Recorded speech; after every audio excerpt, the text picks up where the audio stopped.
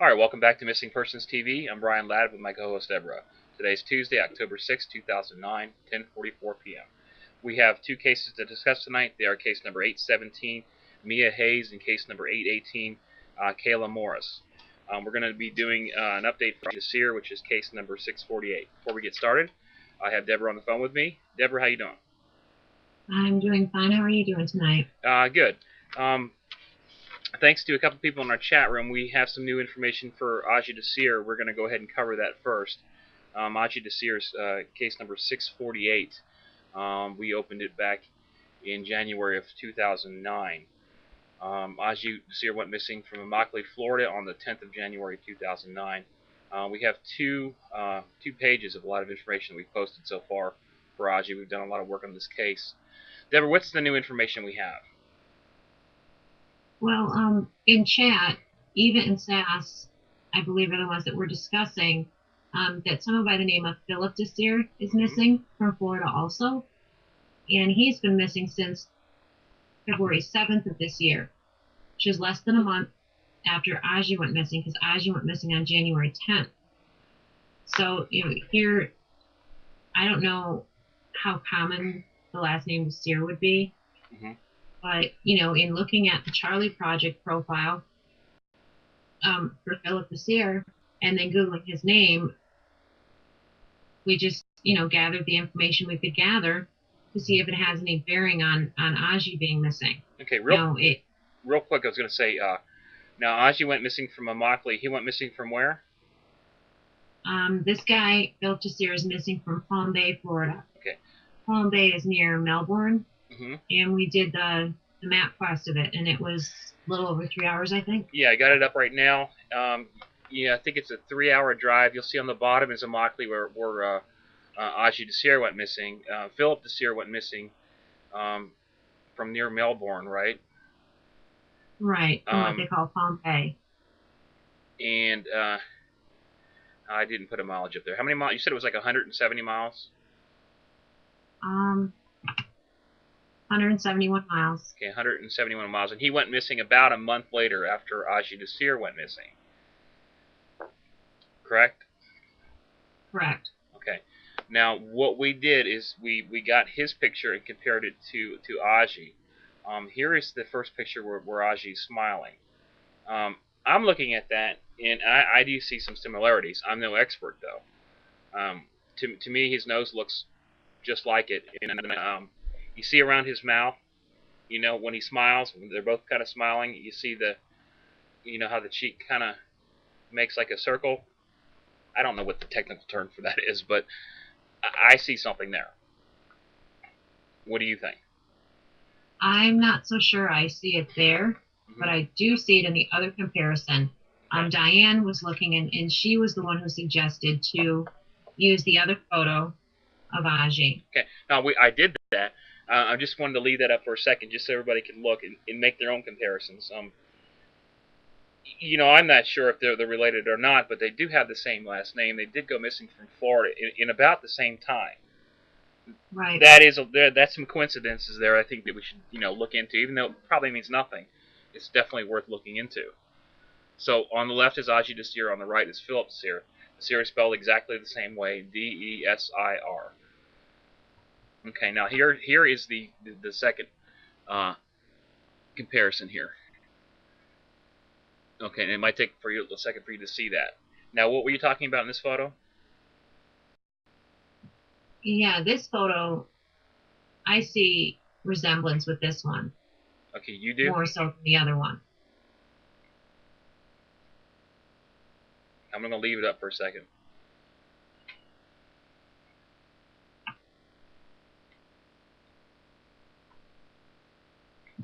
Okay, so everybody's seen those pictures. I did post the pictures on the case file along with the map and some other information we're gonna talk about right now. I'm gonna go back to the first picture real quick. Or maybe I'm not.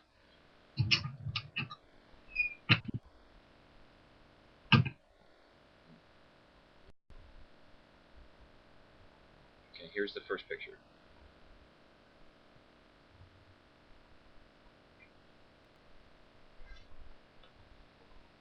Okay. picture of Adji up here. Okay, so after we did that, you did a little googling, looking into Philip Desir. What was the first return that came up for Philip Desir missing? Deborah. Okay. Um, I know what she did. Maybe maybe we got a bad connection or something. Anyways, the first return came up on Google. It's some from an aid agency helping missing children in Haiti.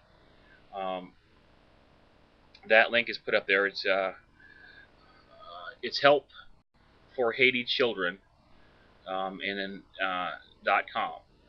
And I took a couple screenshots of that, and then there was some information posted for a nonprofit organization, a 501c out of Haiti, I believe, and there's some interesting information that's posted there too. Then I clicked on the main site that this organization runs, and I wasn't able to open it because of a virus. I run a vast software, and it said there was a virus found, so I did take a screenshot of that. I haven't looked at the website, but the website is atcac.org. Deborah, are you back? Hold on one second.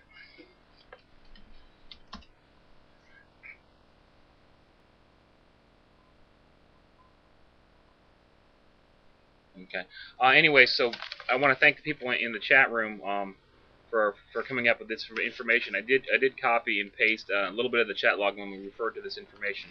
Like I said before, I'm not sure this is related, but hopefully the police have already looked into this and found it not relevant. But if it is relevant and you haven't looked into it, please do so. And if anybody has any additional information, please feel to contact us. And we're going to post all this at findadji.com. We do have 2 cases tonight. I'm going to wait on Deborah for a little bit if she's there, and we'll get right to these cases.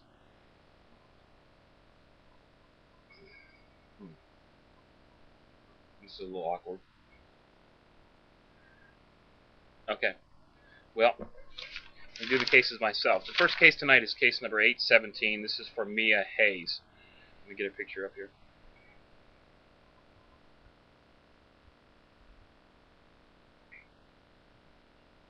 That's a picture of Mia right there. The dream drawings were done last night, posted today, October 6, 2009. I have the dream drawing request from Deborah that I print out every night. I'm just going to read off what it says. She's been missing since September 23rd of 2009. And it says Chicago, a west suburb, Geneva woman disappeared 10 days ago. Police say they are not ruling out foul play. 20-year-old Mia Hayes was last seen shortly after 1 a.m. September 23rd at the Greyhound bus terminal in Chicago. Her mother, Camille Sophie, says Mia wouldn't just take off. She has a 2-year-old daughter to care for. Mia Hayes is 5 foot 4 inches tall, weighs about 115 pounds. She has brown eyes and straight brown hair.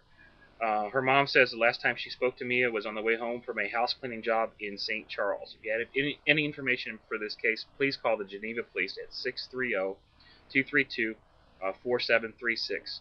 Ask for Commander Julia Nash. And that information is also posted on the case file. The dream drawings that I got from last night are 3 of them.